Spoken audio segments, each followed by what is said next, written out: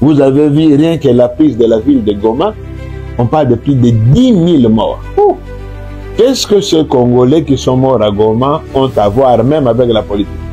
Moi, je ne soutiendrai jamais une guerre, je ne soutiendrai jamais une rébellion, je ne soutiendrai jamais la violence. On en a marre de morts, on en a marre de tueries. Quand on fait de la politique, on n'est pas ennemi. C'est ça le problème que nous avons au pays. Les gens considèrent les hommes politiques comme des ennemis. Non. Ce sont des adversaires politiques. On a dit que le président Martin Fayulu a demandé au chef de l'État de s'inscrire dans les schémas du dialogue et de s'inscrire dans les schémas de la synthèse. Au jour d'aujourd'hui, le ministre Mutamba est présumé innocent. La justice est en train de faire son travail de vérification. S'il s'avère que les faits tels que présentés ne répondent pas à une qualification pénale, eh bien, le dossier sera clôturé et classé. Bien, mesdames et messieurs, bonjour et ravi de savoir que vous êtes très nombreux devant vos postes téléviseurs pour suivre l'intégralité de votre émission d'échange, d'analyse et d'actualité à caractère général. Mesdames et messieurs, cette émission qui est toujours présentée par votre humble serviteur, Julien Témo, combattant de la liberté que je suis. Mesdames et messieurs, 3 thématiques est inscrites à l'ordre du jour de l'émission d'aujourd'hui. Tout au long de l'émission d'aujourd'hui, nous allons parler de ce rapprochement entre Diongo Katumbi, Kabila et Nanga. Est-ce que ce n'est pas une manière de trahir la République démocratique du Congo, madame et messieurs? Sur ce, nous allons également profiter pour parler de la crise sécuritaire à l'est de la République démocratique du Congo. Diagnostic et solutions, madame et messieurs, on en parlera tout au long de cette émission.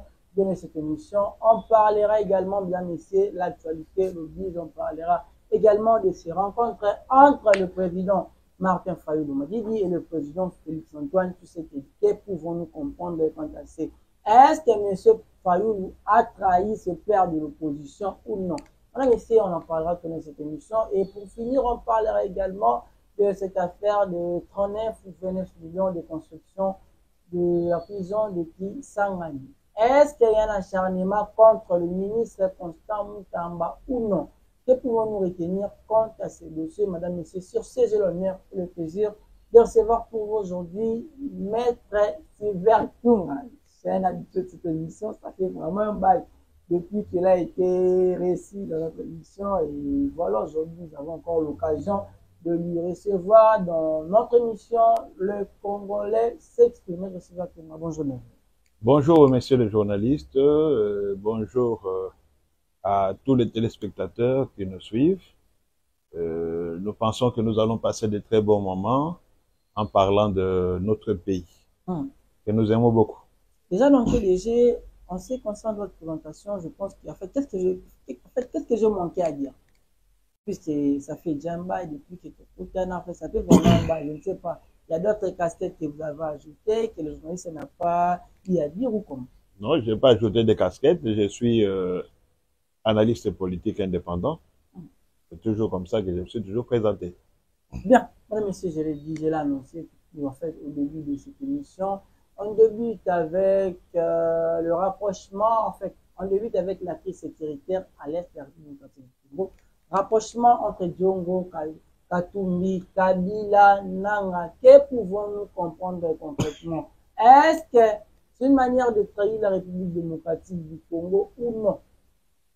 Et en parlant de la crise sécuritaire à l'est de la République démocratique du Congo, en termes de diagnostic et solutions, que pouvons-nous dire concrètement? En fait, mettre la balle est dans votre écran, en parlant de la crise sécuritaire à l'est de la République démocratique du Congo, et en voyant aujourd'hui la position de M. Corneille Nanga, la position de M. Joseph Kabila, en parlant de la position de M. Katumbi et Diongo. D'abord, je peux savoir quelle est votre version de fait par rapport à la situation? Quel est votre point de vue contre la situation? Ce qui est constant est que le pays est en crise. Nous avons une crise tant politique que sécuritaire à l'est du pays. Et tous les hommes politiques, tous les fils du Congo, sont en train de faire un effort pour trouver des solutions afin que la paix revienne dans notre pays. Parce qu'il n'y a personne qui est pour la guerre, et la guerre, elle n'apporte que malheur, mort et désolation. Donc, je suis convaincu que ce que les hommes politiques sont en train de faire, c'est pour rechercher la paix dont nous, les Congolais, nous avons besoin.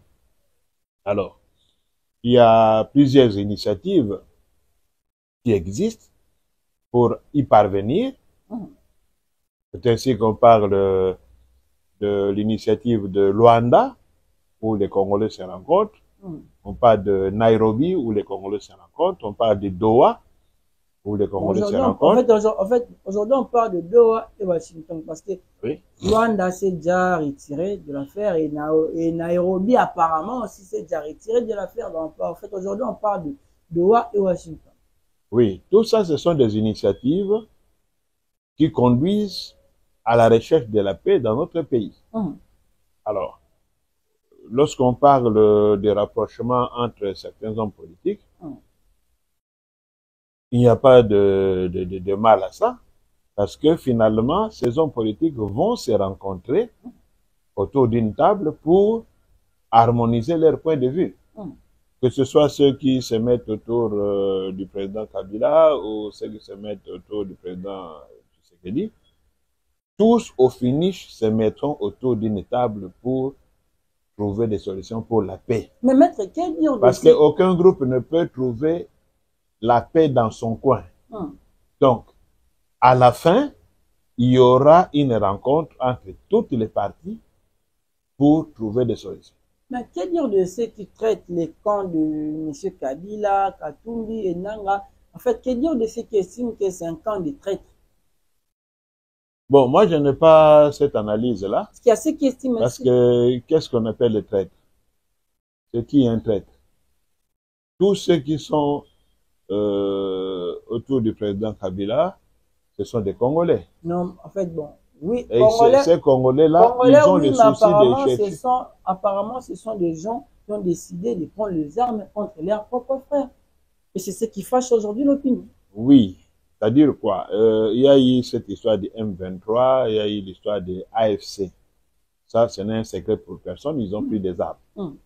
Mais moi, je pense que présentement, il n'y a aucun groupe, que ce soit l'AFC ou le M23, il n'y a aucun groupe qui veut régler ces conflits par les armes. Ils ont pris les armes peut-être pour exprimer leur mécontentement, mais au jour d'aujourd'hui, tout le monde est enclin à la recherche de la paix par les dialogues. Parce que s'ils ne cherchaient qu'à avoir, c'est pas moi, une victoire militaire, ils allaient continuer à faire la guerre, ils n'allaient pas se présenter à Doha. Donc moi je pense que personne ne gagnerait à continuer la guerre, c'est plutôt le peuple qui va perdre. Et donc, il faut qu'au finish, que tout le monde se mette autour d'une table. Et je pense que c'est à ça qu'on va aboutir.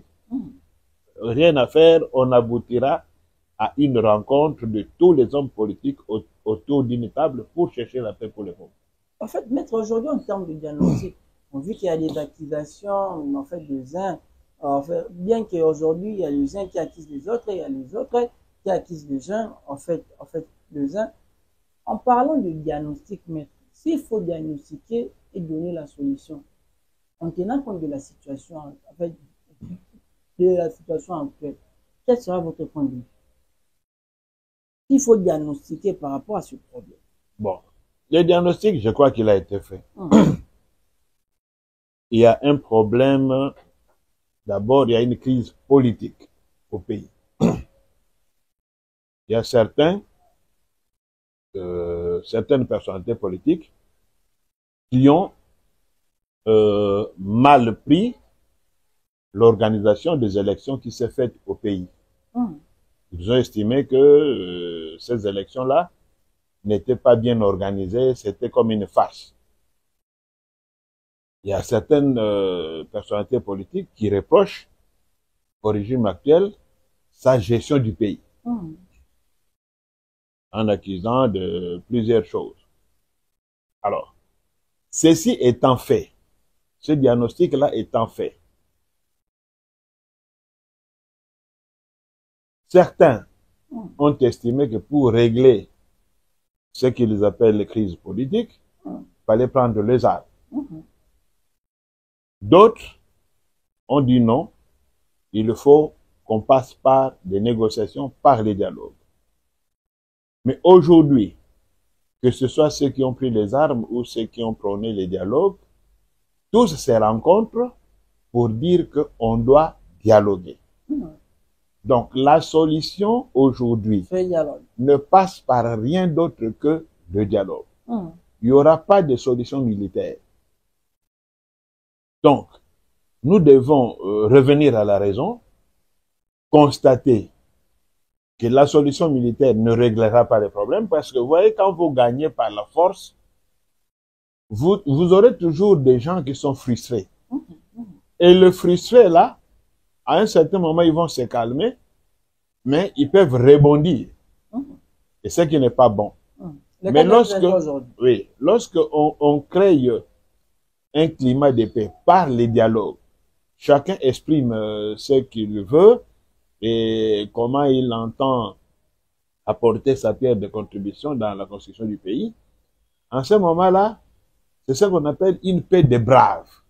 Donc, les gens sont apaisés, les gens sont réglo et on va de l'avant.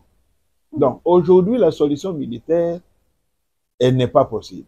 Parce que d'abord, c'est une solution qui va faucher des vies humaines pour rien, détruire beaucoup de choses que nous avons construites au pays. Et pourtant, le pays est en construction. Si nous devons encore détruire le peu que nous avons, donc nous-mêmes, nous nous serons rendus un mauvais service. Donc aujourd'hui, moi, j'encourage tout le monde au dialogue. Et puisque nous avons des personnes de bonne volonté qui veulent bien aider à une rencontre entre tous les politiciens, comme l'initiative des évêques, des pasteurs de l'ECC. Comment trouvez-vous l'initiative? Vous êtes de ceux qui estiment que, parce qu'aujourd'hui, il y a des gens qui estiment que les évêques sont pour ceux de l'opposition. En fait, aujourd'hui, c'est du pouvoir. C'est une fausse appréciation. Les évêques ne sont pas, en fait, neutres. Non, c'est une fausse appréciation. C'est une fausse appréciation. Les évêques ne sont que des facilitateurs. Lorsque les Congolais vont se mettre autour d'une table, ils vont dialoguer entre eux. Est-ce que quand les gens étaient à San City, on leur a imposé des choses? Ils ont dialogué. Est-ce que quand, par exemple, Frère Monseigneur Monsengo avait dirigé la conférence nationale souveraine, est-ce que c'est lui qui a imposé des choses ou bien ce sont les participants qui ont donné leur volonté? Donc, eux ne seront qu'à la facilitation. Mais oui. À la facilitation. Mais nous avons eu dernièrement une rencontre à la Cinco. Avant que le nouveau, enfin, le régime actuel n'entre au pouvoir. Les hommes politiques, ils étaient à la Cinco. Est-ce que ce sont les évêques qui ont dicté la marche à suivre ou bien ce sont les hommes politiques eux-mêmes qui ont décidé d'une certaine transition? Nous avons vu Bruno Tshibala et Badi Banga devenir Premier ministre avant qu'on aille aux élections. Donc, moi, les évêques, tout comme les pasteurs de la Cinco, ne sont pas des politiciens. Et ils n'ont pas vocation à faire de la politique. Bien que ceux du pouvoir le traitent de politiciens en sultan. Non, ça c'est une mauvaise appréciation. Apparemment, même le président de la République l'a dit ouvertement. Lorsque ces mêmes évêques de la Cinco ont reçu les hommes politiques au niveau du centre interdiocésain-là, avant les élections, en ce moment-là, est-ce que le régime actuel qui était dans l'opposition, il est traité d'hommes politiques ou de politiciens? Donc, on doit être logique. On doit être logique parce que ces évêques-là ont participé pour beaucoup, pour qu'aujourd'hui, nous ayons eu cette transition, comme on dit, pacifique. La passation pacifique du pouvoir. En ce moment-là, est-ce qu'on disait qu'ils étaient des hommes politiques en ce temps? Donc, il ne faudrait pas soutenir des gens quand c'est dans vos intérêts et quand vous vous sentez comme si vos intérêts sont menacés, vous commencez à diaboliser les gens. Les évêques ne sont pas des politiciens, ils ne le seront pas. Et moi, je pense qu'il y a lieu de leur faire confiance. Pourquoi dans ce pays, 65 ans après, les Congolais sont incapables de s'asseoir autour d'une table seule? Il faut toujours qu'il y ait des étrangers. Vous avez déjà vu un conflit politique aux États-Unis ou en Europe où on évite des étrangers pour régler leurs conflits? Non. S'il y a un conflit politique en France, les gens se mettent ensemble, ils trouvent des solutions. S'il y a un conflit politique aux États-Unis ou dans n'importe quel pays du monde occidental, ils se mettent ensemble, ils trouvent une solution. Pourquoi nous, Africains, et surtout nous, Congolais, nous continuons à nous comporter comme des bébés? À 65 ans d'indépendance, chaque fois qu'il y a un conflit, il faut que des étrangers interviennent. Nous sommes incapables de nous dépasser, hein, de nous regarder dans les yeux et de nous asseoir, de dire nous sommes fils du pays, réglons nos conflits en interne.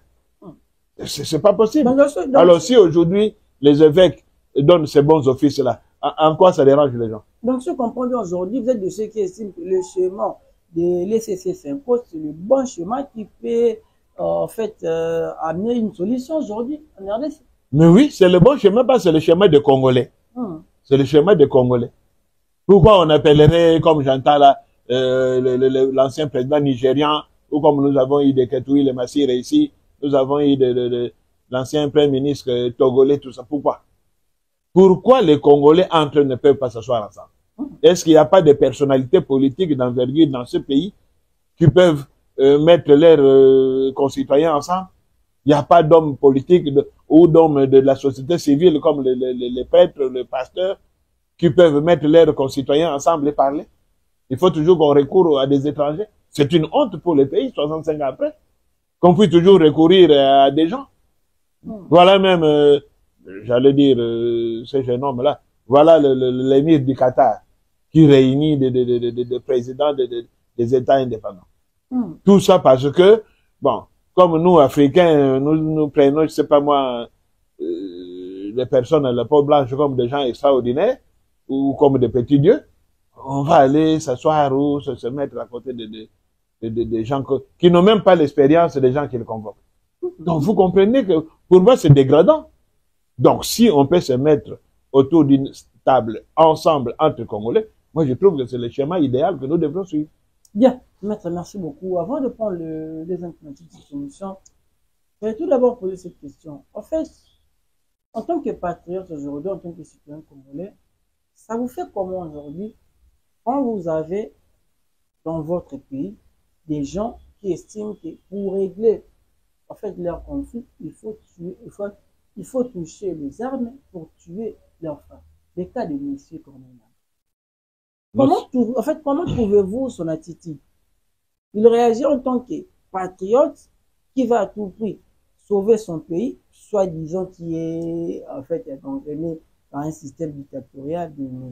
Félix Tshisekedi. Là, je prends M. Nangaoumou. Ça vous fait comment en tant que patriote?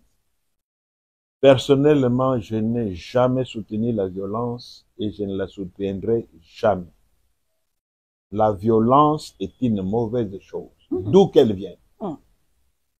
Donc, je ne peux pas encourager les initiatives de rébellion, je ne peux pas encourager la guerre.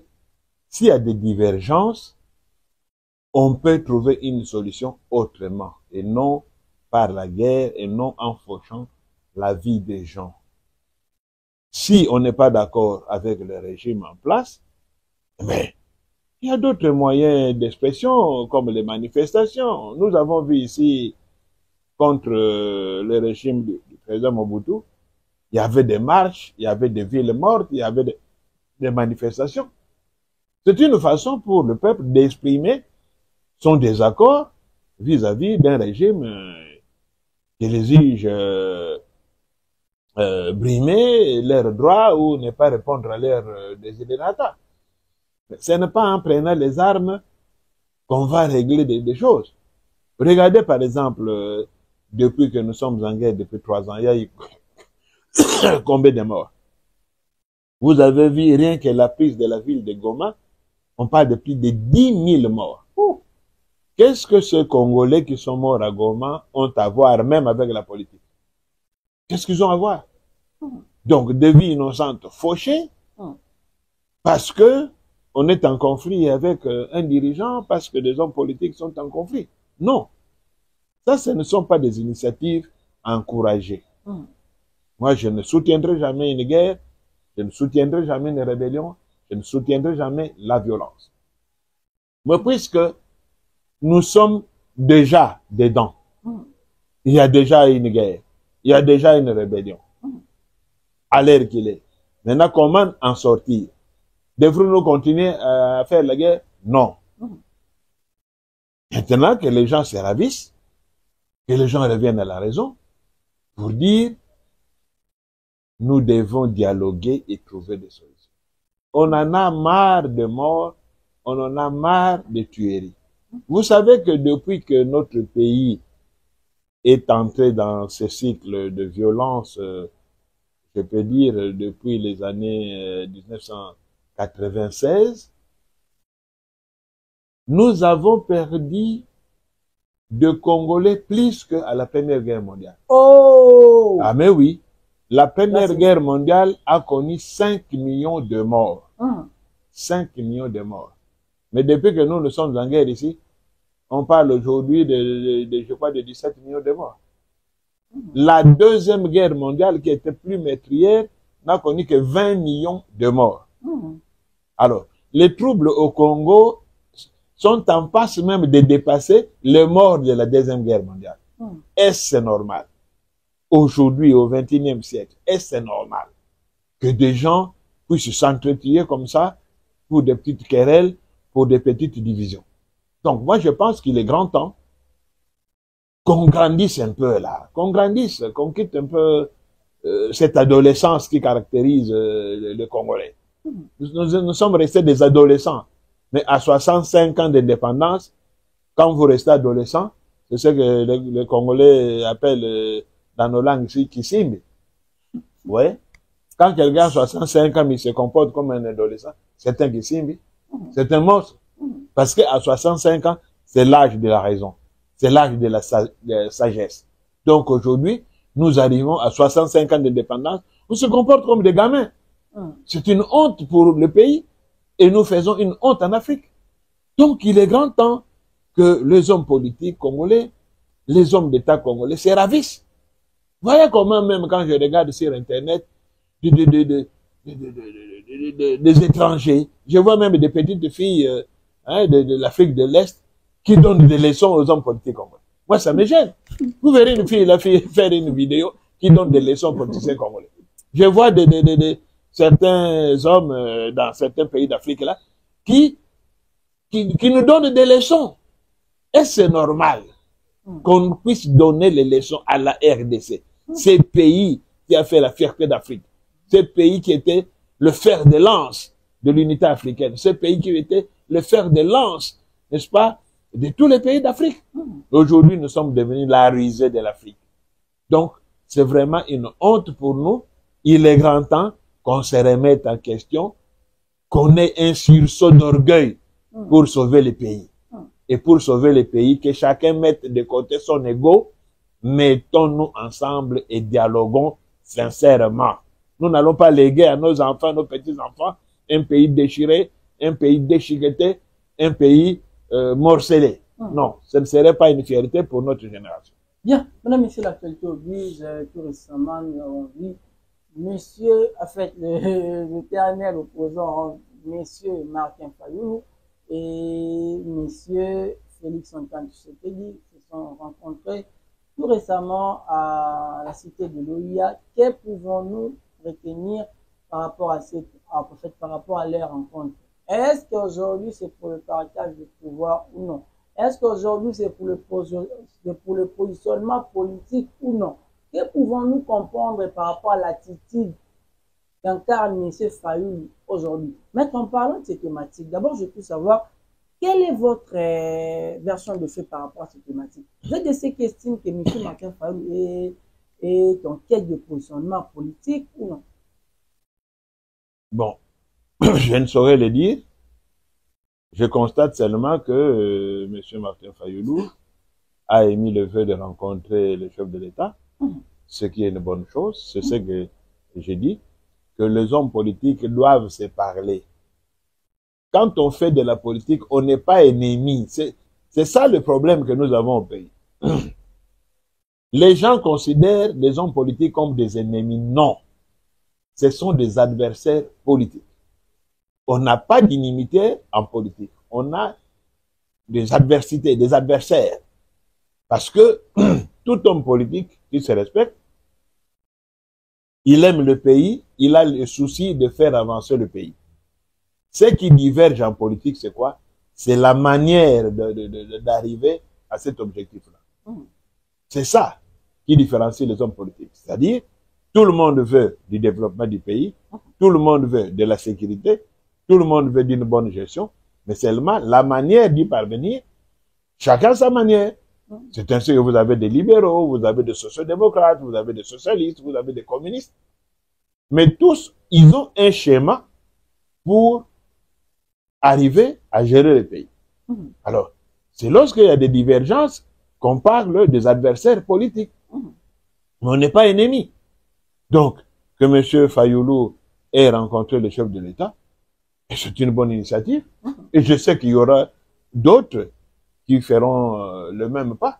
Parce que je vous dis qu'au finish, même ceux qui sont à l'étranger, même ceux qui sont à l'Est, à la fin, ils seront autour d'une table pour régler ces conflits. Il ne faut pas qu'on suive ce que les fanatiques disent là, qui s'agitent, qui racontent des choses, qui distribuent des nationalités à qui ils veulent. Je sais qu'à la fin, les hommes politiques et ceux qui sont à l'étranger, oui. Mais voilà comment on se moque du pays. Donc Fayoulou, après avoir rencontré le président Félix Tshisekedi, il est devenu congolais. Voilà. Et moi, je suis désolé de constater. Un produit à consommer. Je suis désolé de constater que même des intellectuels de haute facture tombent dans ce panneau-là. Des individus comme ça, dans la rue, qui distribuent des nationalités à qui ils veulent, et des intellectuels gobent ça sans réflexion. Et puis, quand ça leur convient, on vous redonne la nationalité congolaise. Non. Un pays ne peut pas fonctionner comme ça. La gestion d'un pays, ce n'est pas un jeu d'enfant. Ce n'est pas de l'amusement. Ce n'est pas comme ce que nous disions quand nous étions des enfants. Et ça lié au toté. Quel dire de ceux qui estiment ce sont des choses sérieuses. Quel dire de ceux qui estiment que M. Martin Fayoulou a trahi ses pairs de l'opposition? Bon. Mais en quoi il a trahi? Il y avait un protocole d'accord qui venait d'être signé il n'y a même pas 3 semaines. Oui, le protocole disait qu'on ne peut pas rencontrer le chef de l'État. Le protocole avait dit qu'on ne peut pas rencontrer le président Félix. Non, mais en fait, bon, les 5 présidents étaient inscrits dans le schéma de la CENCO et le CC. Mais moi, je pense que le président Martin Fayoulou n'a pas changé. Parce que j'ai vu j'ai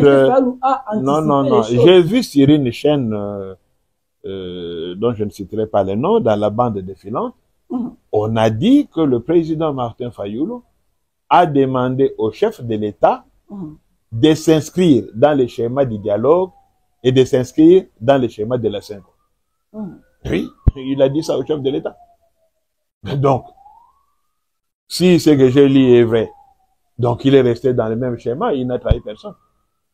Mais oui, rencontrer le chef de l'État, ce n'est pas de la trahison. Parce que le problème, c'est quoi? Il faut que les hommes politiques, finalement, se parlent. Il faut qu'ils se rencontrent. Est-ce que le jour où le président Tshisekedi va rencontrer le président Honoré, ça serait une trahison? Ça serait une trahison? Non. Ce sont des leaders politiques. Ils doivent se rencontrer. Ça, c'est nécessaire pour la paix au pays. Ils doivent se rencontrer. Et quand ils se rencontrent, on parle de trahison. Aujourd'hui, nous sommes en train de rechercher la paix. Mais si des hommes politiques se rencontrent, nous disons, cette rencontre, c'est une trahison. Donc, nous voulons une chose de son contraire. Donc, pour moi, cette rencontre du président Martin Fayoulou et le chef de l'État, c'est une bonne initiative. Je voudrais qu'il y ait aussi d'autres rencontres. Je voudrais aussi que ceux qui sont à l'étranger ou ceux qui sont à l'Est puissent enfin tous se rencontrer dans un cadre bien déterminé, parler à cœur ouvert. C'est à ça qu'on va aboutir. Qu'on le veuille ou pas, on aboutirait à ça, à un dialogue entre les hommes congolais, les hommes politiques congolais et certains leaders de la société civile pour arriver à la paix des braves. Et que dire de ceux qui disent que c'est pour le partage de postes? Que dire de ceux qui estiment ainsi? Parce qu'il y a ceux qui estiment que c'est pour le partage de postes et c'est pour le partage du pouvoir, parce que le dialogue en RDC, c'est toujours en fait quand vous allez et qu'en fait à la fin, on finit toujours par se partager le pouvoir. Bon, aujourd'hui, nous sommes en train de rechercher la paix. Si après le dialogue, tous les hommes politiques se mettent ensemble, ils disent que, bon, pour sécuriser les uns et les autres, faisons un gouvernement d'union nationale. Y a-t-il de mal à ça? Parce que moi, je ne comprends pas cette histoire. Partager les pouvoirs, partager, je sais quoi là. Mais si les hommes politiques se mettent ensemble, dans cette idée-là de faire régner la paix, et que chacun y apporte sa pierre de contribution, on dit, faisons un gouvernement d'union nationale. Ça ne sera pas une manière de donner de béquilles à monsieur Fekete. Mais quel béquille? Le président Félix Tshisekedi est en train de consommer son mandat. Bon, si dans l'entretemps, il y a un gouvernement d'union nationale pour arriver jusque, n'est-ce pas, en 2028, quel béquille on lui aurait donné? Parce qu'il est dans son mandat. Donc, moi, je pense que nous devons éviter les réactions frileuses, les réactions épidermiques. C'est l'avenir d'un pays qui est en jeu. On ne doit pas se regarder comme des chaînes de faïence. On ne doit pas se regarder comme des ennemis. Donc, s'il y a un gouvernement d'union nationale dans lequel le président Félix est le président et puis on continue jusqu'en 2028 et qu'il y a la paix, quel mal y a-t-il? Vous savez combien les gens souffrent dans les provinces qui sont occupées là-bas? Et est-ce que les gens savent ce qui se passe dans ces provinces-là? On est en train de faire des épirations ethniques. On est en train de faire ce qu'on appelle les remplacements. On dépeuple des populations pour mettre de nouvelles populations étrangères dont on ne connaît pas les origines. Donc nous devons faire vite pour arrêter cette escalade-là afin que le gouvernement central puisse de nouveau contrôler les 145 territoires, les 2 345 400 km² dont nous avons bénéficié, nous avons hérité de nos ancêtres. Continuer à des bisbilles, à des suspicions, tout ça, ça ne nous amènera à rien. Donc, si les hommes politiques congolais se mettent ensemble, eux qui font un gouvernement d'union nationale pour faire revenir la paix, pour moi, ça ne me gêne en rien.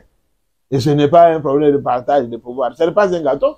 C'est la gestion du pays qui est en jeu. Et la population n'attend que de retomber de ce rencontre-là pour que la paix revienne, pour que l'économie reprenne sa marche en avant. Il n'y a pas de mal à ça. Bien.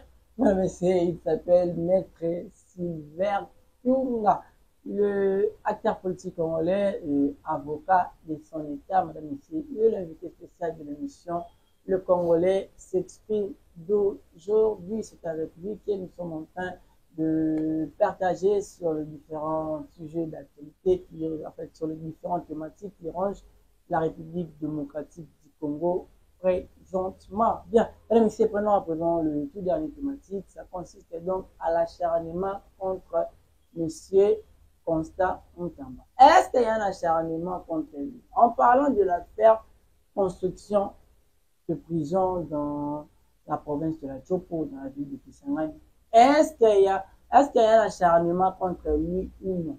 Que pouvons-nous comprendre par rapport à ce dossier? Est-ce qu'il y a un bras de fer entre M. Mutamba et M.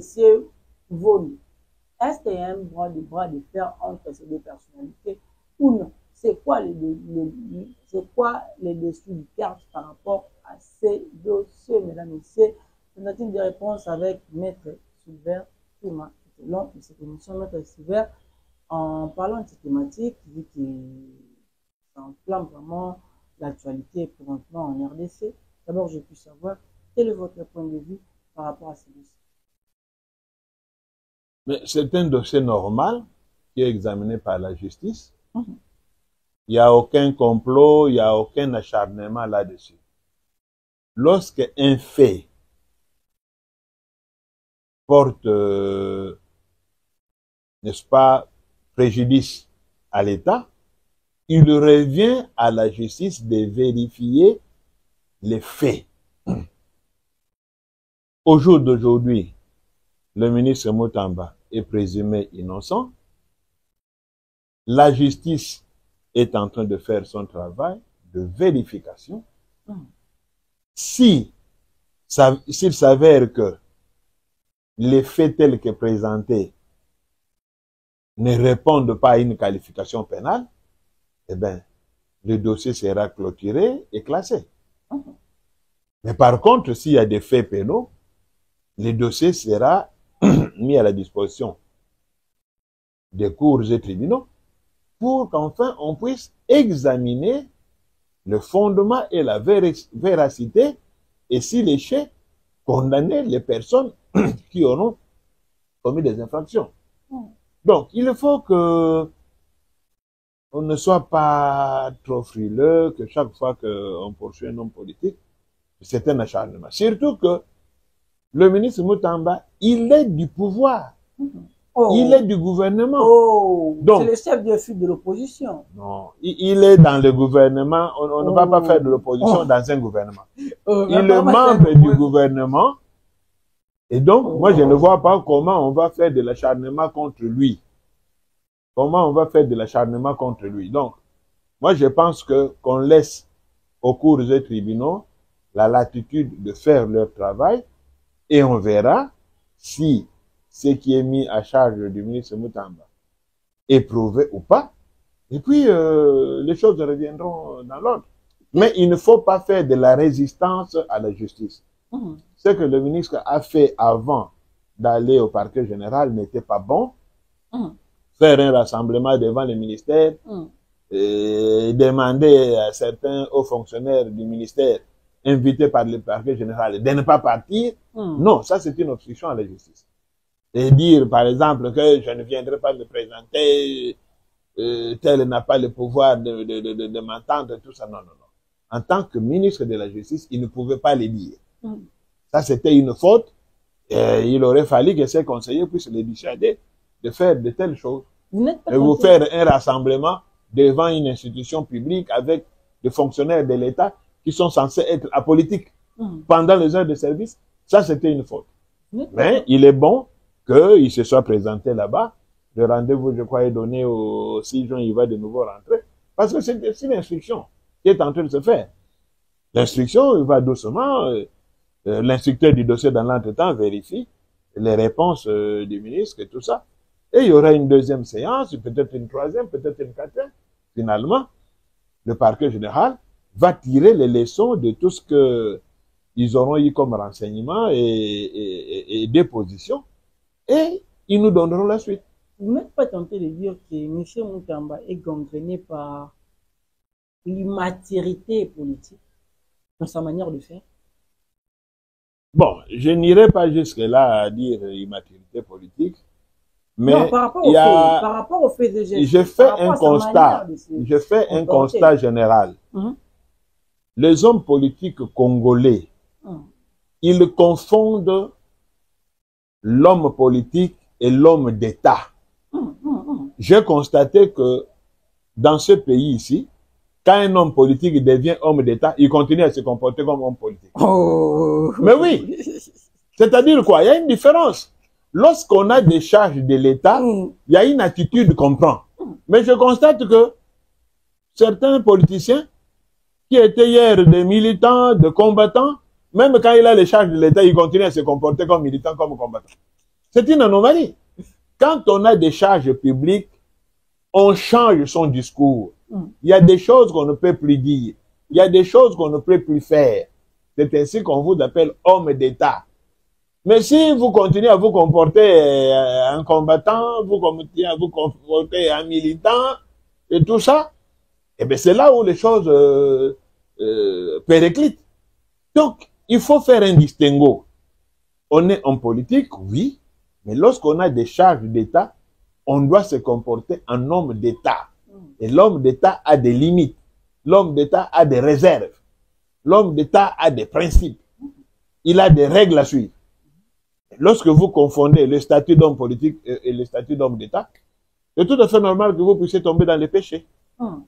Donc, c'est ça qui arrive souvent. Donc, si je comprends bien, vous êtes de ceux qui estiment que Monsieur Constant Moutamba a du mal à Monsieur Moutamba confond. Oui, il ne fait pas la débarcation entre Moutamba les militants et Moutamba les ministres. Ok. En termes de comportement. Oui. Le militant Moutamba et le ministre Moutamba, c'est deux choses différentes. Donc, il faut qu'il fasse un effort pour se démarquer. Que M. Constant Moutamba, président de NOJEC, est différent du ministre d'État Moutamba et ministre de la Justice. C'est deux personnes différentes. Donc, il doit savoir dans quelle casquette il joue. S'il confond les deux casquettes, il aura toujours des problèmes. Et donc, de ces questions que nous sommes en train de régler les comptes. Non, on ne règle pas de comptes. Moi, je ne crois pas à ça. Les faits sont là. On va les vérifier. Moutamba, c'est un juriste, c'est un avocat. Et il est accompagné d'un cabinet ou de même plusieurs cabinets d'avocats. J'ai même vu l'ancien bâtonnier national à ses côtés. Donc, moi, je pense que il est bien assisté et ses droits, les droits de la défense sont bien protégés et garantis. Donc, il va présenter ses moyens de défense. S'il n'y est pour rien, eh bien, le dossier sera classé. Pourquoi on crie à une vengeance, on crie à un acharnement? Pourquoi? Pas de faire. Non, qu'on attend de l'issue du procès. Hein? Il ne faut pas qu'on puisse anticiper. Parce que, bon, lorsque on suit quelques éléments donnés par le président de la commission qui a examiné ce dossier, notamment les réquisitoires du procureur général, bon, il y a quand même quelques interrogations à se poser. On donne un marché de cette facture-là à une société d'abord qui n'a été créée que l'année passée, en 2024. Avec deux personnes. À une société qui n'a qu'un capital de $5,000. À une société qui n'a que 2 employés. Une société qui n'a jamais construit même une toilette. On doit se poser des questions. Et cette société bénéficie comme ça d'un contrat de 19 millions. Donc pourquoi on ne veut pas qu'on puisse vérifier? Il faut qu'on vérifie. Il faut qu'on vérifie. Oui. Et puis, le ministre, le président de la commission, il a aussi relevé, par exemple, que lors de la demande de sortie des fonds, il y a eu un libellé qui avait été mis sur le document de sortie des fonds. Mais quand vous allez vérifier à la banque, sur la sortie de ces fonds-là, c'est un autre libellé. Donc, tout ça, ce sont des questions qu'on doit se poser. Pourquoi les libellés changent? Donc, laissons la justice faire son travail. Ne nous excitons pas. Le moment venu, la justice nous dira qu'est-ce qui s'est passé. Il faut qu'on laisse aussi le temps au parquet de travailler. Parce que c'est vrai, on se plaint tous que la justice va mal et tout cela. Mais pour une fois que la justice veut faire son travail, laissons d'abord voir. Nous allons juger après du résultat. Parce que ça peut aussi être peut-être une simple rumeur, une mauvaise interprétation. Et bien le dossier sera classé. Il n'est pas dit que quand vous êtes poursuivi au parquet, vous êtes nécessairement condamnable ou vous êtes nécessairement fautif. Non. Le parquet est là pour vérifier. Si ces vérifications vont dans le sens que vous n'avez rien fait, on classe le dossier sans suite. Bien. Mesdames, Messieurs, 2030 secondes, je parle de cette émission. Je vous rappelle que c'était mon honneur de recevoir pour vous aujourd'hui Maître Silver Tour, acteur politique congolais et avocat de son État. Madame, Messieurs, il a répondu à nos questions aujourd'hui. Il était l'invité de l'émission Les Congolais s'expriment d'aujourd'hui. En fait, Maître Silver, quelques minutes nous séparent de la fin de cette émission. C'est possible, regardez votre caméra et concluez l'émission. Merci déjà de cette invitation à cette émission que j'aime tant. Et j'exhorte la classe politique. J'exhorte la classe politique à se dépasser. J'exhorte la classe politique, chacun à mettre de l'eau dans son vin, afin que toutes les initiatives qui sont prises pour parvenir à un dialogue pour la paix au Congo puissent aboutir. Vous rentrerez grand dans l'histoire si demain cette histoire est écrite en disant que c'est pendant telle période, avec tels acteurs, que la paix est revenue au Congo. Vous en sortirez grand. Mais si l'histoire retient que c'est pendant cette période-là que les Congos étaient morcelés, que les Congos étaient disséqués, que les Congos a perdu une partie de ces territoires, vous serez marqué en lettres rouges dans l'histoire du pays, et ça ne fera pas la fierté de vos enfants, ni de vos petits-enfants, ni de vos arrière-petits-enfants. Donc, laissons une bonne image au pays, laissons une bonne image à nos enfants, nos petits-enfants, en faisant un effort que nous puissions régler ce conflit majeur qui met l'avenir du pays en péril. Nous en sortirons tous grandis. Voilà ce que je peux donner comme conseil, n'est-ce pas, à la classe politique de notre pays. Merci à tous et bon week-end. Bien, mesdames et messieurs, c'est fini pour aujourd'hui. Je sais que vous avez aimé, n'oubliez pas de dire. Grand merci à toute l'équipe qui nous a accompagnés tout au long de cette émission. Là, je vois M. Olivier Youé, là, je vois également M. Léo qui était derrière la caméra. Madame et messieurs, je suis Lièvre, combattant de la liberté. Je vous revoir. On se retrouve prochainement avec le même plaisir.